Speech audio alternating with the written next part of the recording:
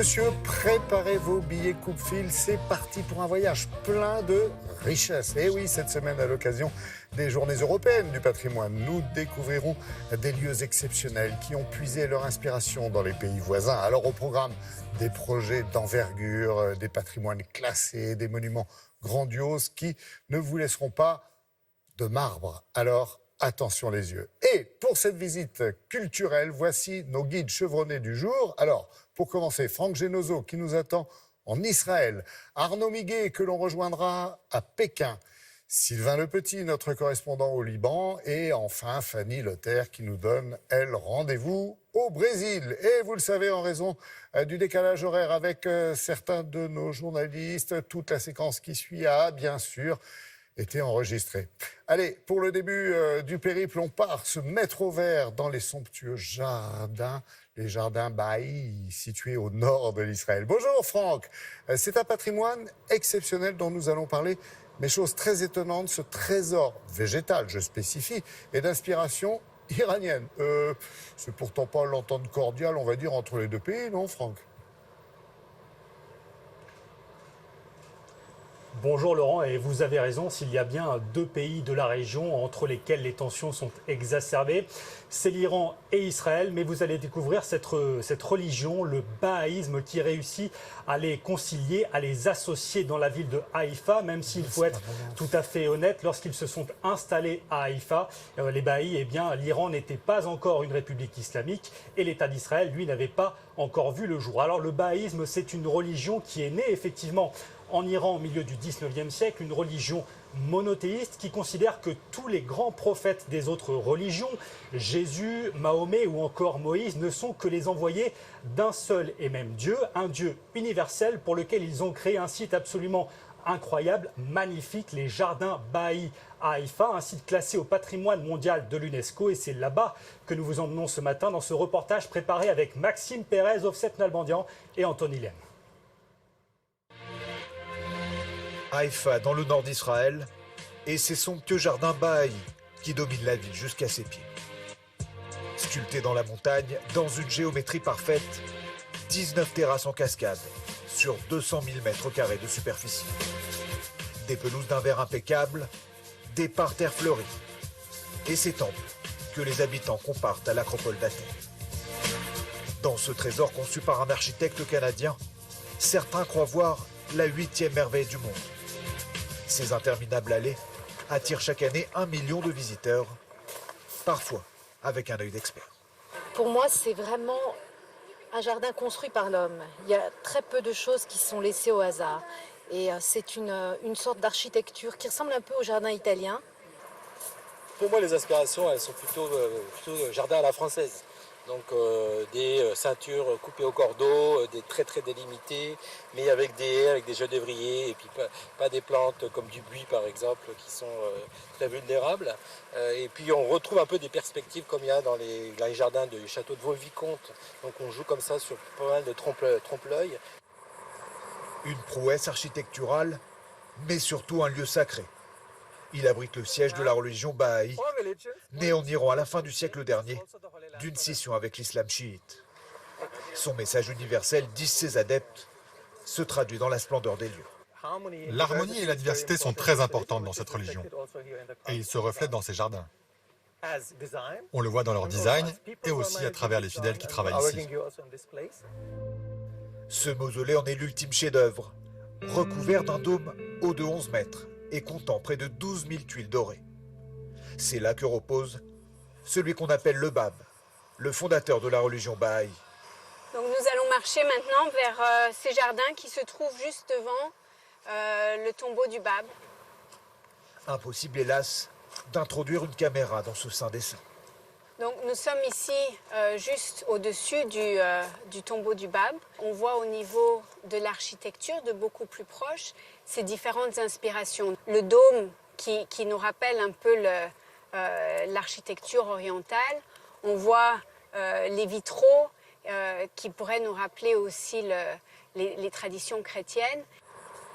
Cet inestimable patrimoine nécessite un travail d'entretien titanesque, rendu possible par ces volontaires venus du monde entier chaque année, tous membres de la religion Baha'i. Comme ces lanternes, rien n'est laissé au hasard et le principal chantier concerne les terrasses que découvre cet apprenti jardinier arrivé de Zambie parmi les dizaines d'autres employés sur le site. Ça, c'est l'un des jardins. Comme vous le voyez, il y a une grande variété de plantes et d'arbustes. Celui-ci, c'est un Joranda. Et même quand il s'agit de tailler des buis à longueur de journée, ce jeune homme y trouve un sens spirituel. On embellit ces jardins car pour nous, les Baha'is, ça représente notre premier lieu saint. Prier devant une telle splendeur, c'est un grand privilège. Un investissement récompensé, puisque le site est aujourd'hui classé au patrimoine mondial de l'UNESCO. Une reconnaissance essentielle pour ces lieux qui ne doivent leur existence qu'à la généreuse contribution de donateurs.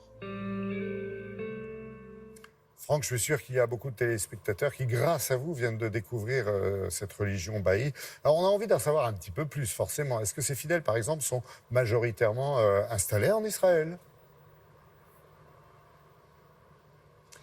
Eh bien, paradoxalement, pas du tout. Il n'y aurait en Israël que quelques centaines de fidèles Baha'i chargés pour l'essentiel, justement, de l'entretien et de l'administration de ce sanctuaire que vous avez découvert. Il y aurait, en revanche, à travers le monde, entre 5 et 7 millions de fidèles Baha'i installés pour l'essentiel en Asie et notamment en Inde. Au Moyen-Orient, il en reste également un certain nombre. Il en a notamment 300 000 en Iran où ils sont malheureusement persécutés. Leurs lieux de culte, leurs cimetières sont régulièrement détruits et ils n'ont par exemple pas accès ni aux études supérieures ni aux emplois dans l'administration. Il y a également des Baha'i aux États-Unis et en Europe. Il y en aurait par exemple 5 000 en France où ils tentent de mettre en lumière leurs valeurs et notamment la tolérance, le pacifisme, la justice sociale et l'égalité stricte de droit entre les hommes et les femmes. Vous avouerez, Laurent, que c'est plutôt un joli programme.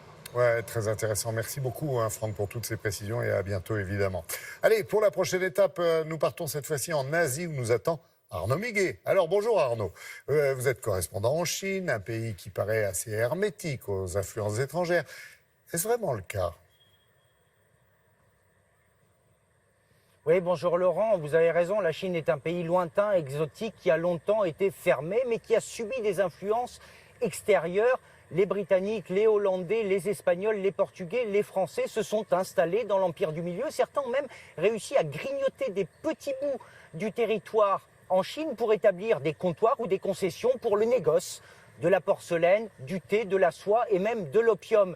Une petite partie de Shanghai, capitale économique de la Chine aujourd'hui, a même été sous administration française au 19e siècle, début 20e siècle, et nous y avons laissé de grandes demeures et de grandes allées bordées de platanes, des platanes qui seraient venus, dit-on, de France. Alors, Hong Kong fut britannique, comme on le sait, elle a été rétrocédée en 1997, et Macao fut portugaise. Macao, c'est ce petit territoire de 30 km² à peine qu'a visité pour nous Lu Liu et Justine Jankowski. Elles se sont baladées dans cette ville qui est absolument charmante, qui est classée à l'UNESCO. C'est une ville de jeu qui rivalise avec Las Vegas, qui est bien plus riche d'ailleurs que Las Vegas, mais c'est surtout une ville de patrimoine et d'échanges culturels. Regardez leur reportage. Si l'on vous dit Macao, vous pensez casino. Et pourtant, Macao, c'est avant tout une histoire. L'ancien comptoir portugais, dont l'héritage est précieusement conservé dans ses rues. Les visiteurs se pressent autour de la place Senado, le quai des pêcheurs, et sa plus grande attraction touristique, les ruines de Saint-Paul.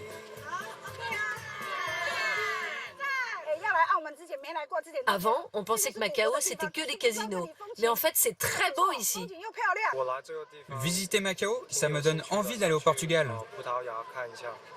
C'est très joli. Les bâtiments sont vieux de plusieurs centaines d'années et ils ont été très bien conservés.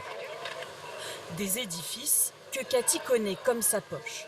En 30 ans, cette macanaise pure souche n'a jamais quitté la péninsule. Visite guidée. Ça, c'est la cathédrale Saint-Francis. Elle est très connue, elle a plus de 90 ans et elle est de construction baroque. Et là, juste à côté, un temple bouddhiste. Vous voyez, Macao, c'est tout petit, mais il y a vraiment une diversité d'architecture et de religion. Il y a aussi plusieurs langues officielles, le chinois et le portugais. Donc dans les rues, les panneaux sont au-dessus, en mandarin. Et en dessous, en portugais. Des noms de rues et des vestiges de l'histoire. Il y a 6 siècles, les Portugais envahissaient 30 km² de territoire. Mais à partir de 1999, le pavillon portugais ne flotte plus. Il est remplacé par le drapeau chinois, sous le regard ému de son président. Aujourd'hui, l'identité de l'ancienne colonie, c'est le métissage des 2 cultures. Et ça commence dans l'assiette. Dans ce restaurant le plus connu de la ville, impossible de s'y tromper. Ici, on mange portugais. Aux commandes, la star locale. Santos Pinto. Je vais essayer d'enlever le gras. L'ancien marin a jeté l'ancre à Macao il y a 40 ans et ne l'a plus jamais quitté. Là, vous voyez, les palourdes sont en train de s'ouvrir doucement. Ensuite, je rajoute un peu de citron, de la coriandre. Et c'est très bon. Ça fait 29 ans que je cuisine. Moi, je n'ai pas besoin de vacances. J'ai juste besoin de mes fourneaux et je suis heureux de voir les gens dans mon restaurant. Et ses clients le lui rendent bien. On vient tous les mercredis midi. Santos nous offre toujours une bonne table, de la bonne cuisine et du bon vin. Ça, ce sont des côtes de bœuf. C'est très bon. Chaque fois que je viens chez Santos, je les commande. C'est vraiment un plat typique. Et pour le dessert, rendez-vous dans cette pâtisserie.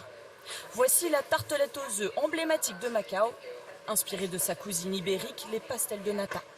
Pour les déguster ici, il y a la queue. Je viens ici très souvent. Elles sont très bonnes, très authentiques. La recette est enfantine. Du lait, des œufs et du sucre, des petits fonds de tarte, quelques minutes au four et un secret. Les tartes sont gratinées sur le dessus. C'est parce que le four est très chaud. Ça fait remonter le sucre à la surface. Maintenant, je vais devoir la manger. Dans cette pâtisserie, il s'en vend pas moins de 8000 par jour. Les touristes en raffolent. Voilà, on vient de le voir, à Macao, le patrimoine a l'air plutôt bien préservé, Arnaud. J'imagine que c'est considéré effectivement comme un atout, mais est-ce que ça a toujours été le cas ? Oui, alors Laurent, aujourd'hui, c'est considéré comme un atout culturel et touristique absolument indéniable. Ce qui est intéressant, c'est que la langue portugaise revient à la mode. Les Macanais l'ont souvent longtemps négligée et aujourd'hui, ils la redécouvrent et le gouvernement chinois incite les jeunes à apprendre le portugais. On construit des écoles, le gouvernement les finance parce que ça crée des liens. Je ne vais pas vous apprendre que la Chine lorgne sur beaucoup de marchés, y compris des marchés lusophones, et donc sur le Brésil en Amérique latine ou encore sur l'Angola en Afrique. Arnaud, plus généralement, hein, quand on pense au patrimoine de la Chine, on pense forcément à la Grande Muraille, à la Cité interdite, aux fameux guerriers en terre cuite de Xi'an. C'est vrai qu'on oublie un peu le patrimoine urbain, des vieux quartiers, etc., qui ont tendance à disparaître dans les grandes villes de Chine. Est-ce que les Chinois sont cependant attachés à toutes ces richesses ? La Chine a un patrimoine absolument incroyable. C'est le deuxième pays qui a le plus de sites classés au patrimoine mondial de l'UNESCO après l'Italie. Alors vous l'avez dit, la Grande Muraille, c'est 20 000 km qui traversent le pays. La Cité interdite, les sites naturels aussi. Mais il y a un problème en Chine, c'est qu'on préfère en général détruire et reconstruire plutôt que de préserver le patrimoine. C'est un pays qui a connu une croissance économique absolument incroyable et donc une grande partie du patrimoine, les 9/10, une grande partie du patrimoine a été démolie pour faire place à des gratte-ciels ou à des centres commerciaux. La Chine est le pays qui a le plus de centres commerciaux au monde. Autant dire que certains quartiers de Pékin qui faisaient tout son charme ont été rasés comme les Hutong, ces ruelles avec ces maisons traditionnelles et que donc à la place nous avons des gratte-ciels. Le patrimoine n'est pas une priorité et de toute façon en Chine on dit que quand un cheval est parti au galop, il est difficile de l'arrêter et donc le patrimoine on a beaucoup de mal à le préserver. Merci Arnaud, parce que ce sont effectivement à ces quartiers auxquels je pensais. Merci d'avoir donné toutes ces précisions. Merci et à bientôt, évidemment. Allez, il est temps de faire une pause numérique avec Julia Livage qui nous rejoint. Alors, on le sait, la sauvegarde du patrimoine coûte très cher, les financements publics se réduisent, mais grâce à Internet, faire un don, Julia, c'est quasiment aussi simple que Un clic. Exactement, le numérique a réinventé le don, le mécénat populaire, le financement participatif. On l'a vu, sont apparus comme des aides, un complément de financement pour les projets en lien avec la préservation du patrimoine. Selon une étude qui vient de sortir, eh bien, la majorité des campagnes atteignent aujourd'hui leur objectif, voire les dépassent. Et depuis le lancement de ces plateformes, eh bien, c'est plus de 45 millions d'euros qui ont été cumulés pour aider le patrimoine. Une année en 2017, plus de 2 millions d'euros collectés, soit une augmentation de 200% par rapport à l'année 2016. Donc ça ne fait qu'augmenter et ça c'est une bonne nouvelle. Alors ces sites, eh bien, ils s'appellent d'artagnan.fr, ils s'appellent adopte-un-chapteau.com ou encore comeon.fr. Alors, il y a aussi des plateformes généralistes, on les connaît déjà, les Ulule, les KissKissBankBank, les Kickstarter, sauf qu'il y a une distinction très importante, c'est que quand on ne va pas au bout du financement, on ne reçoit rien. Le projet est annulé, on ne reçoit rien. Toutes les plateformes qui sont liées au patrimoine, que le plafond ait été atteint ou pas, que l'objectif ait été atteint ou pas, le fournisseur, celui qui est dans le besoin pour son patrimoine, recevra quand même la somme collectée. Et ça, c'est une distinction assez importante. J'avais dit attention, les sites de financement participatif ne sont pas les seuls acteurs de ce changement. Je dis bien de ce changement. Les grandes institutions s'y sont mises aussi. Oui. Exactement, ils s'y mettent aussi, comme le musée du Louvre, comme la Fondation du patrimoine, le Centre des monuments nationaux, le Château de Versailles. Ils n'hésitent plus à faire appel à la générosité des particuliers et directement sur Internet. Alors, on le sait, le Centre des monuments nationaux est le premier à avoir créé son propre site de financement participatif. Ça s'appelle Ma pierre à l'édifice. Les internautes peuvent participer via ce site à la préservation du patrimoine. Alors en ce moment, par exemple, on peut faire un don pour que la terrasse de l'Arc de Triomphe, eh bien, elle soit accessible à tout le monde. On peut faire aussi un don pour aider la restauration du Mont-Saint-Michel. Et puis vous avez aussi le Louvre avec le site Tous Mécènes qui, pareil, donne la possibilité de participer à l'acquisition d'une pièce ou à la restauration d'un tableau ou d'une pièce également. C'était important de le préciser. Merci beaucoup, Julia. Notre voyage se poursuit au Liban, où le patrimoine français a bien sûr pignon sur rue, vous le savez. Notre pays possède là-bas des propriétés dont le montant total est estimé à 1 milliard d'euros. Rien que ça. Bonjour Sylvain. Ce parc immobilier date de l'entre-deux-guerres, c'est bien ça ? Bonjour Laurent, c'est en effet un héritage du mandat français qui a duré de 1920 à 1943. À cette époque, l'administration française a besoin de bâtiments et de terrains qu'elle va acheter. C'est ce patrimoine qui a été conservé jusqu'à aujourd'hui. Un patrimoine qui a bien failli être détruit pendant la guerre civile de 1975 à 1990. Mais les autorités françaises se sont toujours efforcées de le préserver tout au long de la guerre. Et à partir de la fin des années 90, notamment sous l'impulsion du président français Jacques Chirac, qui a toujours été un amoureux du Liban, ce patrimoine va être progressivement restauré. Reportage réalisé avec Chloé Doma et Marion Cantor. C'est un des chefs-d'œuvre architecturaux de Beyrouth. Cet ancien palais ottoman, construit il y a plus d'un siècle pour être un casino, est désormais la demeure de l'ambassadeur de France. Son écrin de verdure lui a valu le nom de résidence des Pins. Nourakel, l'attaché de presse de l'ambassade, nous ouvre les portes de ce lieu d'exception. Considérée comme l'une des plus belles propriétés françaises dans le monde, elle est estimée à plus de 160 millions d'euros. Nous nous trouvons ici dans le grand salon qui est attenant à la salle à manger. Cette pièce est souvent utilisée comme lieu de réception. La résidence des Pins est certes la résidence de l'ambassadeur de France, mais c'est également la résidence de tous les Libanais. Donc on ouvre souvent ce lieu pour des réceptions, des remises de décoration. Car cette demeure est un symbole des relations franco-libanaises. En 1920, c'est sur les marches du Perron que la France proclame la création d'un tout nouveau pays, le Liban. Nourakel a consacré une exposition photo à l'histoire tumultueuse de ce lieu. Pendant la guerre civile, la résidence des Pins se retrouve sur la ligne de front. L'armée française, engagée dans le conflit, est ici, au cœur des combats. Pendant la guerre civile, le salon ottoman a été particulièrement endommagé. Seuls le bassin et la cheminée ont été préservés. Les boiseries ont entièrement brûlé. Donc à ce moment-là, la résidence a subi énormément de bombardements, mais les forces françaises l'utilisent quand même comme quartier général. Donc une partie dans laquelle ils habitent, une autre partie dans laquelle ils soignent leurs blessés. Et aujourd'hui, justement, grâce au soutien de la France, la résidence a été complètement rénovée et est toujours un joyau de l'architecture libanaise, ottomane, au Liban. Héritage de la présence française, ce patrimoine a été particulièrement endommagé pendant la guerre civile, dont les stigmates sont toujours visibles dans le centre-ville. La France possède toujours 90 propriétés à travers le pays, dont un hôpital, des centres culturels, des édifices religieux ou encore des universités. Parmi elles, l'École supérieure des affaires.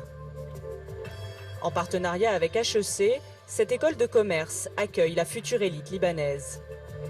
Sur le campus, les édifices centenaires ont été restaurés, les uns après les autres. Dernier grand chantier pour l'école, la rénovation de cet ancien hôpital, construit au XIXe siècle par l'Ordre de Malte. Le directeur, Stéphane Attali, supervise les travaux.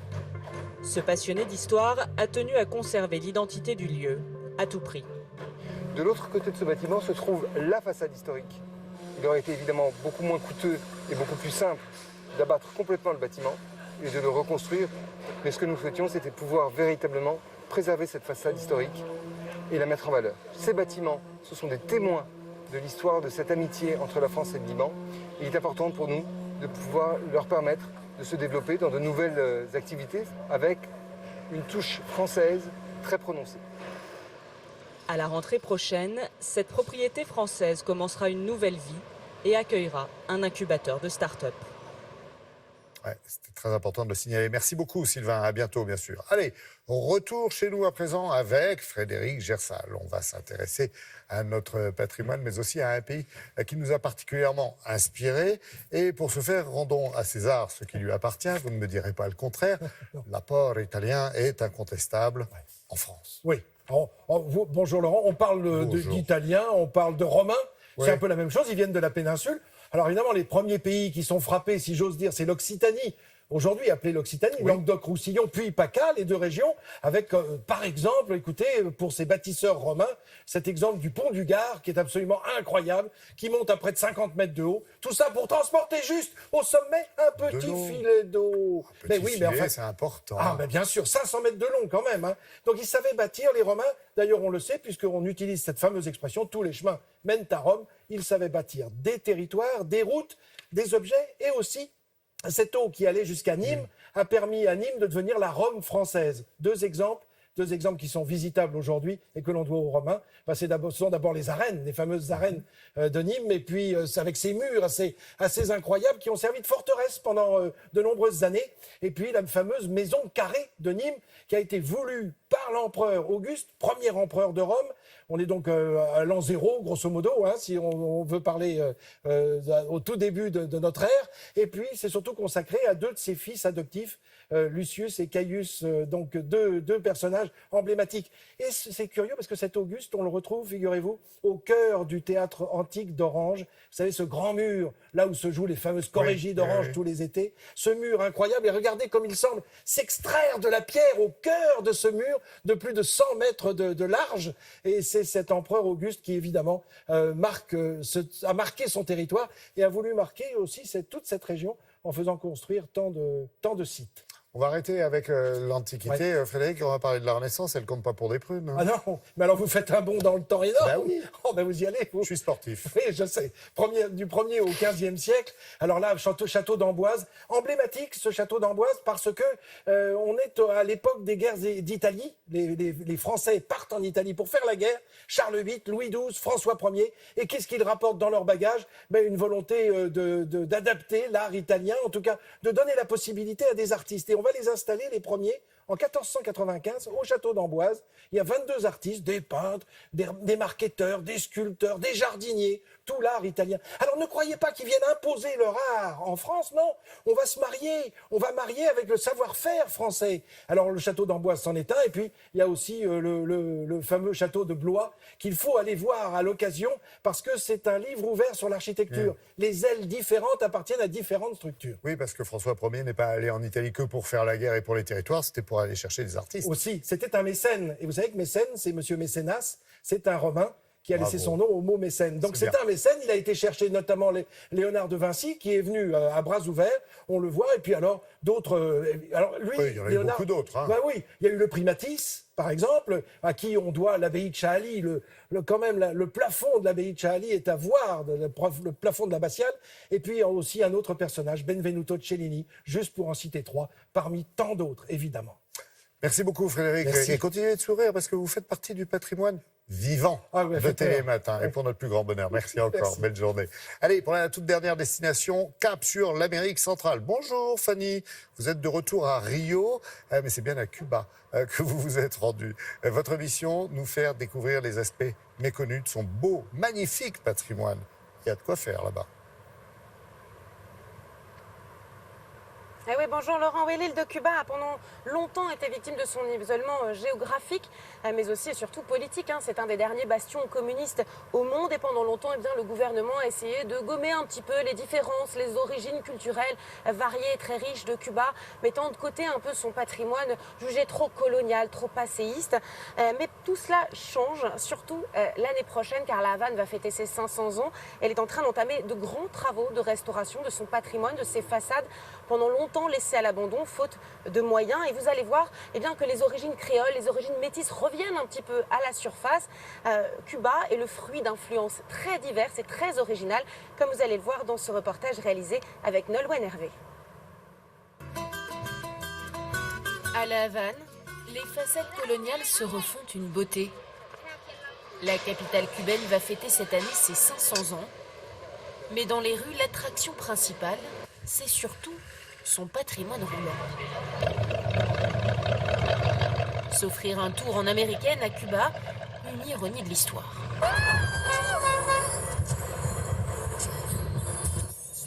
Ces voitures, ce sont des classiques.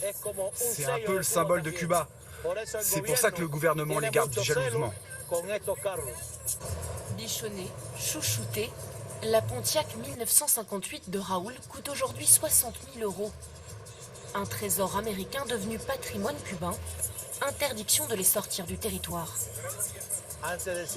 Avant 1959, la Havane avait une aura et un développement mondial. Et souvent, les Américains venaient faire la promotion de leurs nouveaux modèles ici, avant de les commercialiser aux États-Unis. Et ici aussi à Cuba. L'île, bastion communiste, carrefour d'influence, cachant son extrême sud une origine méconnue des Cubains eux-mêmes. À Santiago, bienvenue dans le quartier de Tivoli. Ici, les anciens réunis dans cette maison de la culture sont tous descendants de Français. Vous ne voyez pas que je suis française avec les cheveux frisés que j'ai?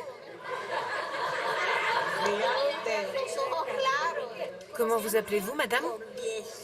Mon nom, c'est Cordier. Mes grands-parents et mes arrière-grands-parents étaient français. Et en plus, nous sommes dans une enclave.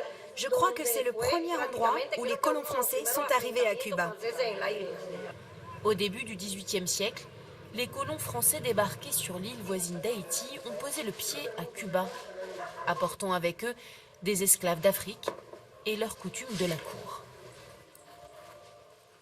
Ce sont des reproductions des costumes de la cour de Versailles. Ici, c'est la photo de Consuelo Benito Angers. C'est cette petite femme-là. Kelly Figueroa est la 8e génération de cette famille d'esclaves affranchis qui perpétue une tradition unique au monde, la tumba francesa. Cette femme, qui était un mélange d'Haïti, de France, d'Afrique, et avec la saveur du sol cubain. C'était une création parfaite, la tumba francesa. Chaque mois, les habitants du quartier se réunissent au son des rythmes africains. Ils reproduisent les bals de Versailles à leur manière. À l'époque, le seul moyen pour les esclaves de se moquer de leur maître sans être battus. La tumba francesa a été déclarée récemment patrimoine immatériel de l'UNESCO, un hommage à ce Cuba méconnu. Finalement, Fanny, Cuba coupé du monde, ce n'est qu'une image parce que le patrimoine, lui, est plutôt métissé. Alors oui, évidemment, il ne faut pas oublier que Cuba est toujours sous embargo, hein, ça fait plus de 60 ans. Et puis, pendant très longtemps, Cuba a eu un leader charismatique, Fidel Castro, qui a voulu maintenir l'île dans le bon droit chemin communiste. Mais vous l'avez vu, il y a de nombreuses influences. Alors tout d'abord coloniales, hispaniques, mais aussi françaises, vous l'avez vu, américaines, et puis russes, vénézuéliennes. Il n'est pas rare, par exemple, dans les dédales de la Havane, au détour d'une hacienda, par exemple, une hacienda habitée autrefois par les conquistadors, eh bien, vous pouvez apercevoir l'une des plus anciennes mosquées, par exemple, d'Amérique latine. Voilà des influences également arabes. Et Cuba est en train de changer, est en train un peu de s'ouvrir depuis la mort de son héros de la Révolution, Fidel Castro, il y a un peu plus de 2 ans. Eh bien, Cuba s'ouvre un petit peu au monde extérieur, aux investisseurs aussi étrangers. De nombreux hôtels créés, façonnés par des architectes étrangers sont en construction à La Havane et dans le reste de Cuba. Et cela va évidemment changer un petit peu le patrimoine immobilier et culturel de l'île. Et oui, Fanny, parce que la Havane fête effectivement ses 500 ans d'existence. Alors c'est vrai qu'on a tous un peu cette image d'un Cuba et de la Havane aux façades plutôt délabrées. Moi, je viens de voir aux images quand même que les choses avaient l'air de changer. Est-ce que ça veut dire qu'il y a une politique, une vraie politique de restauration et d'entretien de ce patrimoine ? Et oui, si la ville change, c'est grâce à un homme. Nous avons eu le privilège de rencontrer l'une des personnalités les plus importantes du Parti communiste. Il est surnommé El Historiador, Eusebio Leal. C'est le grand restaurateur, le grand historien de la ville de La Havane. C'est lui qui est en charge des travaux. Selon lui, 39% des habitations sont endommagées. Il faut donc énormément de temps pour restaurer toutes ces maisons délabrées. Cela fait très longtemps que l'île travaille dessus. Car pour l'année des 500 ans, en 2019, ils attendent plus de 5 millions de touristes. C'est énorme. Imaginez, il n'y a seulement que 13 millions d'habitants sur toute l'île. Connaître la Havane avant qu'elle ne change, connaître Cuba avant qu'elle ne change, voilà la phrase que tous les touristes répètent quand ils veulent venir à Cuba. Et cela énerve un petit peu notre historien, car non, la Havane change tout le temps. Elle n'a jamais cessé de changer, elle n'a jamais cessé d'évoluer. Derrière les façades délabrées, vous pouvez trouver aujourd'hui des bars branchés, des nouvelles salles culturelles ou le dernier boutique-hôtel. Cuba se refait simplement une beauté, mais sans perdre de son charme. Vous pourrez y aller, il y compte dessus. Eh oui, elle ne perd pas de son charme ni de son âme. Merci beaucoup, Fanny, c'est toujours un plaisir. Madame, monsieur, c'est la fin de la visite. N'oubliez surtout pas le guide. Merci. Notre émission hautement culturelle touche à sa fin. Alors, merci à nos 4 guides émérites. La semaine prochaine, autre thème. La vie au travail sera à l'honneur. Rendez-vous donc samedi prochain et vous verrez que productivité et bien-être ne sont pas forcément incompatibles, loin de là. Alors pour l'heure, écoutez, je vous laisse, je vais rejoindre nos amis qui sont venus nous rendre visite très tôt ce matin. Et ben voilà, on approche de 10h, Télématin, c'est terminé. Ben non, c'est fini, mon petit Patrice. Ici, à France Télévisions, nous allons continuer, bien sûr, notre journée du patrimoine en compagnie de tous ces téléspectateurs charmants et souriants qui se sont levés très tôt ce matin pour nous rendre visite et auxquels on va offrir une visite, alors grandeur nature, de ce studio. On se retrouve, bien sûr... Oui, justement, il faut que j'y aille, mais on se retrouve, c'est promis, lundi à partir de 6h30. Bonne journée, n'oubliez jamais que on vous aime.